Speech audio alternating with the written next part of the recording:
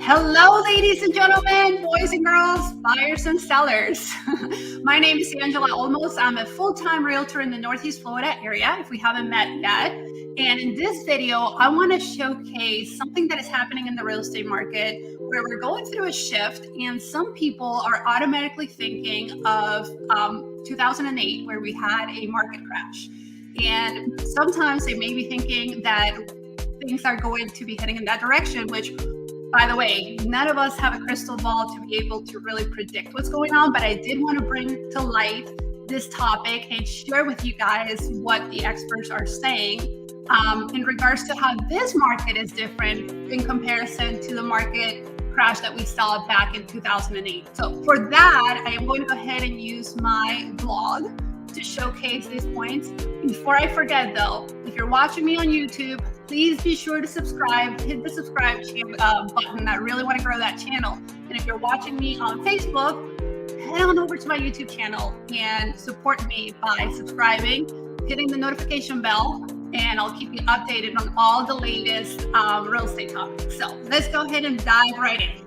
So why do experts say that the housing market won't crash? Let's have a look. Many people remember the housing crash back in 2008. Do you remember? I remember I was actually selling brand new construction in 2008.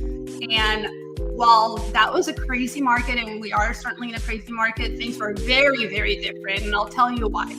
There isn't an oversupply of homes for sale in this market. There was back in 2008. We had so many homes for sale, which is the main differentiator between now and the market crash that we saw in 2008. There was just an oversupply of homes, where right now things are completely different.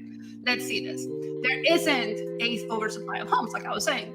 Experts don't believe that the market is in a bubble or a crash. It's in the cards.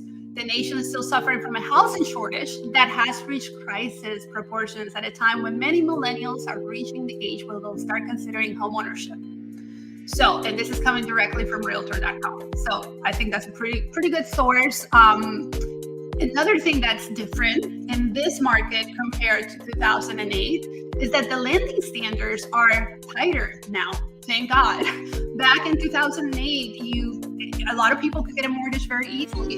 It's different now. Among the differences between today's housing market and that of 2008 housing crash is that the lending standards are tighter due to lessons learned and new regulations enacted in the last crisis.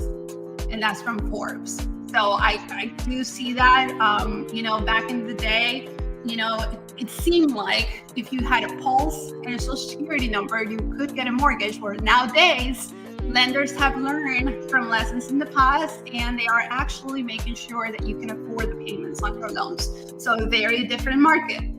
And then record levels of equity provide security. Homeowners continue to benefit from rising home prices.